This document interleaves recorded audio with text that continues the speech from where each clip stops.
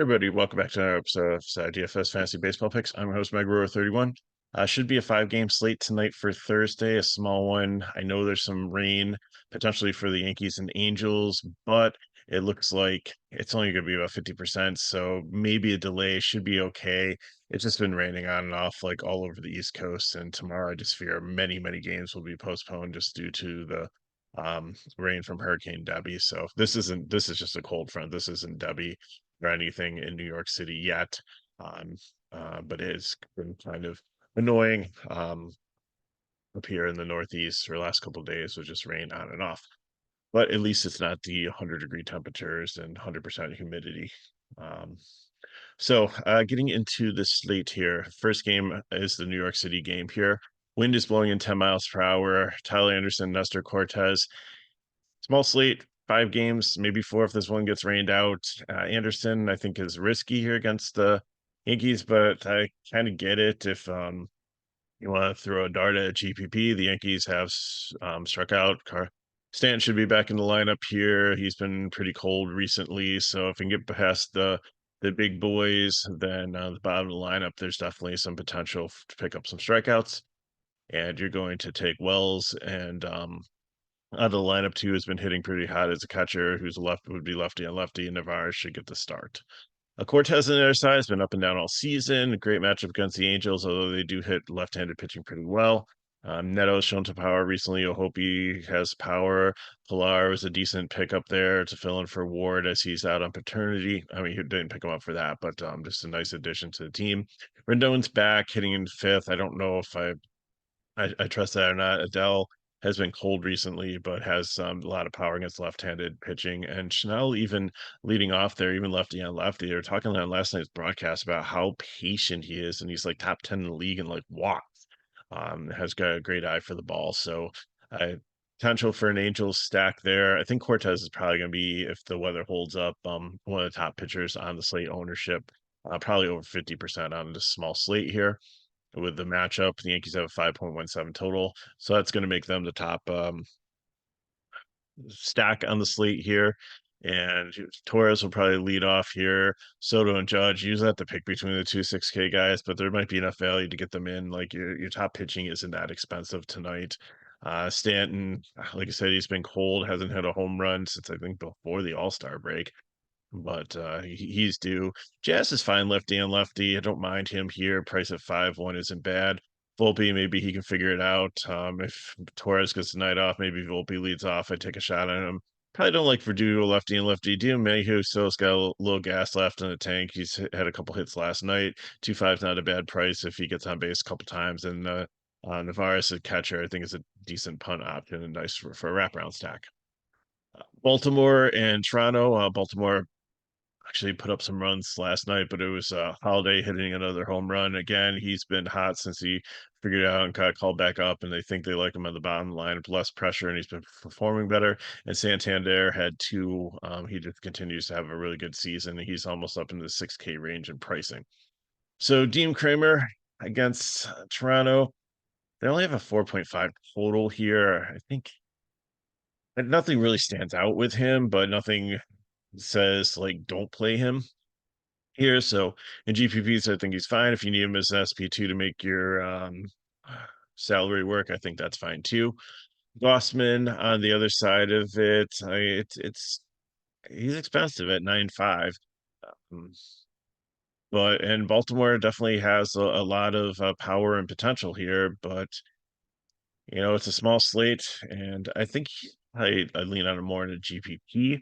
I think I'm probably going to go Cortez and Wu in cash, but Gossman, and I think the ownership will be decent. Will be lower on him because he's only going to probably be like maybe 25% owned compared to probably Wu and Cortez, who'd probably be over 50% owned. So I think people are going to take the price discount and the matchup on them. So that might leave Rossman here on an island, and it might be a really good chance to capitalize. But I think it's more of a GPP play. But if you throw them in cash and you can afford it like the rest of your lineup, then go for it. Bet wise, Baltimore is probably my fourth favorite stack here. Again, the usual suspects: Kaiser, Santander, Henderson, O'Hearn. I haven't been playing much Rushman lately. He just hasn't been paying off his price tag at 5.5. I'd rather wrap around with Holiday at 3.2. His price still hasn't gone up and go 9.1, 2, 3, 4 if I'm stacking Baltimore. For Toronto, they've become like free almost besides Guerrero. So, Springer leading off, start off season slow has been decent recently. Luperfino coming over from Houston, a rookie that has some power and some speed at only 2.4 is a decent play there. Vlad has been pretty hot since the All-Star break. Horwitz hits well. Burke has been come their everyday catcher now that they traded away Jansen, and he has been solidly performing too against righties and lefties. And then you have the bottom lineup. Clement hasn't been bad, but I prefer him against lefties. Barger's there too, and Jimenez I'm not super interested in. So I'd probably stick to the top of the lineup for them. Tampa Bay at the Cardinals, Baez and Gibson. Now the wind's blowing in here. It is 85 degrees at 9 miles per hour, so that does make it help this park become better for pitchers and hitters. Baez, expect like maybe a dozen DK points from him at 76. Gibson, I don't mind here. Tampa Bay, even though they reformatted their lineup, has and been hitting and putting up some runs. I think Gibson has a decent path here to get you 14 to 17 DK points. So I don't hate him, and I think that he'll probably be the third highest owned pitcher.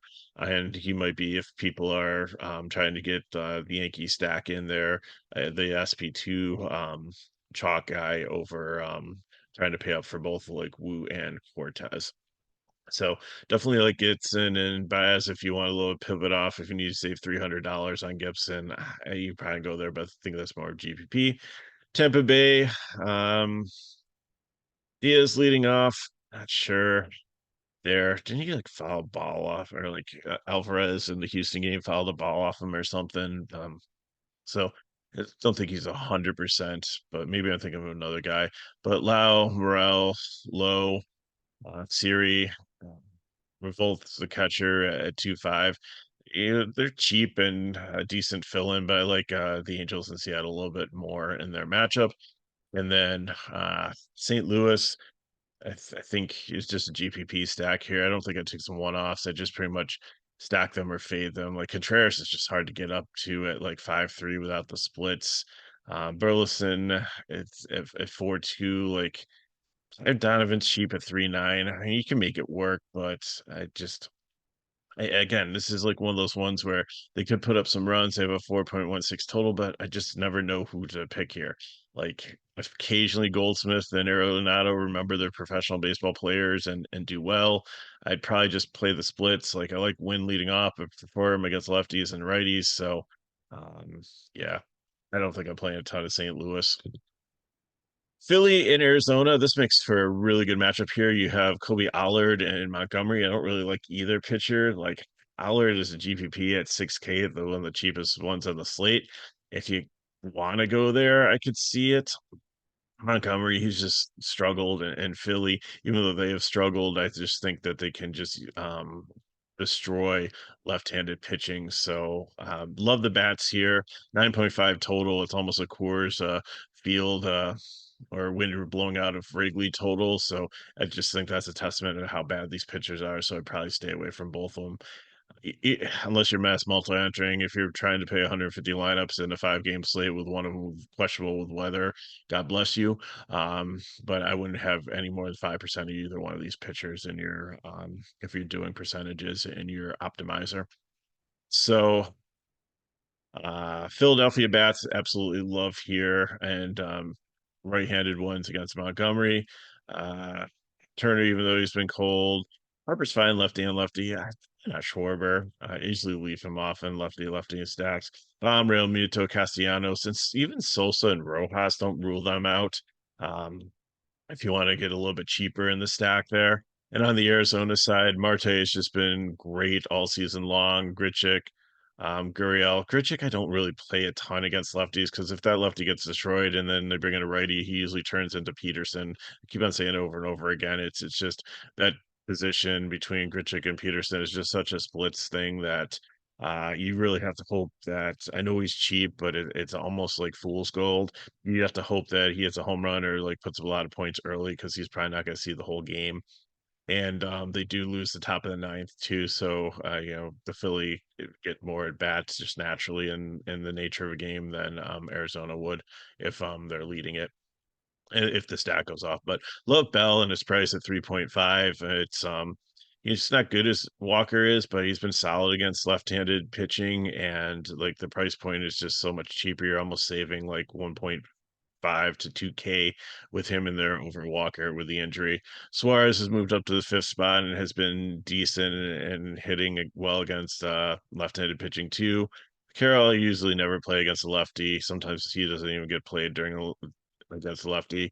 Newman's there, Padermo, the shortstop's fine, and Herrera, the catcher. Like, there's some cheap spots if you want to do the wraparound. If you're trying to get like a 6K Marte in there, but that's the only really expensive one. Everybody else, you're not playing Carroll at lefty and lefty at 5K. Everybody else is four or less. Like, it's great. Like, Arizona should almost be in like the cheap stack range. Um, but I thought that their pricing was a little bit higher before I looked at it now. So yeah, definitely great fill-in for you for cash. And then finally, Detroit and Seattle. I've seen Fado, I've seen Maeda. I don't care who the Detroit pitcher is. The only thing that you can make a case for them is I know, like if you look at the chart here, it doesn't have Seattle up there with high strikeouts. It's just because with the whole everything got thrown up in the air, and I don't have a really great sample size. I will by like next Monday from after the trade deadline, but Seattle still has strikeouts in the lineup. So whoever they throw against them is a dart and a YOLO GPP, and they probably should be cheap SP2. I don't even know if you need to go down that far to the Detroit pitcher, unless you're like trying to full stack all like the Yankee studs or something and get like Marte in there also or something. But you should be fine not having to play Detroit, but I get it in a GPP if you want to try to take advantage of the potential strikeouts. And the Mariners don't have that high of a total. It's only 4.16. Woo on the other side, like I was skeptical. I just faded him last time and he actually got burnt. Like he came back and actually his pitch counts up and he's looking decent. And Detroit, like you don't even recognize the names anymore. Like Fairling's been around all year. Colt Keith has had some moments, and when Seal Perez has been solid, but Justin Henry Malroy, league Madras. Parker Meadows is back now after injury, but Dylan Dingler. I mean, who are these guys? McKinstry and Baez are still in the lineup too, but they're hitting down towards the bottom and they're like 2.6 and 2.3K. So it just tells you the talent level there. So I think definitely you can pick on Detroit with Woo. I think again, he'll probably be over 50% owned as Cortez will. And I think that'll probably be the pairing in cash for most people. So bat wise, Detroit would just be a leverage stack against Woo. Who knows? Small slate. Maybe you'll be able to fill them in. They're pretty much free, so I'd probably stick to the splits. So probably Keith, Perez, Madras, and Meadows, only a four-man one. If you want to throw in like Fairling or Malroy, if you're feeling kind of frisky, I'm cool with that too. But again, we're talking like a contrarian GPP play here. And Seattle, the bats are definitely pretty cheap. Rosarina just really usually can't pay off his 4.9 tag, but Robles has showed some power and definitely has the speed leading off there. Really like this position for him. Raleigh, a switch hitting catcher like there. Turner, I don't know. I usually leave him out of stacks. Blanco and Raleigh. So if I'm stacking, I probably prefer just to go four. But if you want a fifth, it's going to be between a Rosarina and Turner. So just give me Turner there and I'm saving like 1.8K. But I probably would just go with four. I'd go Robos, leading off Raleigh, Blanco, and Raleigh at first base or outfield. So look at the build to get you on your way for your Thursday. So like I said, Cortez and Wu is where I'm going there. Navarez is a cheap punt catcher. And then Bell, Torres, or Marte there, however you wanted to go. Jojo or Soto, you could probably get both in if you don't play Marte, and then Gurriel in there. It basically, we're going to stack New York if the weather's okay, and then we're going to go with Arizona. If the game rain's out, then just stack Philly and Arizona, and you should be fine. And then Cortez would just probably become Gibson. Taking Gibson as my GPP play here. I'll see what you have left for your SP2, but I might play Cortez again there. I might play Baez. I don't think I'm dipping down to the 6K range at all. Maybe even some Kramer. I want to go Philadelphia as my main stack. So give me JT Real Muto, Sosa at second base, Bomb and Castellanos, and then Bell or Turner. And then you have to decide if you want to I did play one with I don't think maybe it wasn't Bell. I I did play an Arizona GPP.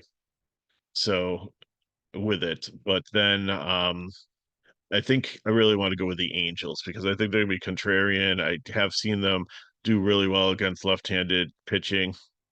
So yeah, sorry, that shouldn't be Bell. That should be Riley. So my two choices for the GPP are going with Seattle as the fill-in with your Philadelphia stack or going with the Angels. So I'll let you decide here. So Riley or Harper, Turner or Noto. So if you're going with Seattle, then Riley makes the most sense. If you're going with Seattle, the Angels, you really want Noda in there. So to fill in for the outfield with Seattle, again, Robos, Rosarina, Haniger if you need a little bit more, or even you can go Rojas, who's at 2.7 for Philly. If you're going with the Angels, then Pilar's kind of expensive at 4.8, but you can get him in there. Adele at 3.3 down there. And then again, if any of these guys are a lineup, so here's you go with Gibson, put in the Philly guys you like, fill in with Seattle Angels, combination of both. Even if you want to go like a three-team one in a GPP, that's fine. And then see where you land for your SP2. It's a GPP anyways, so you don't really need to be too strategic in that. So, whatever works out in your price range. If you're just like a couple $100 away from like getting up to a guy that you want, then adjust your lineup. There's plenty of options between those three teams. So I got for you. If you have any questions, put them in the chat below. Hit me at Megaro31 on Twitter/X. If you want more information on FSi why can't I talk today? FSi DFS, you can go to the description of the video and pricing pages there. We are running a promo for NFL. So if you want to play preseason, it will be free if you sign up for 1 month or for the season long package. Season long is on sale for $100, which is a savings. It was 195 last year, so that's good through September 10th. And if you sign up for 1 month, you'll get the preseason free. So if you sign up for 1 month, it will take you from now through like October 1st, I think is the end of week 4. So have those exciting things coming up for you. And if these videos help us back, like, subscribe to our channel, and share with your friends. So thanks for watching. Good luck in your contests. Stay dry if you're in the path of the hurricane and safe. And I'll see you next time.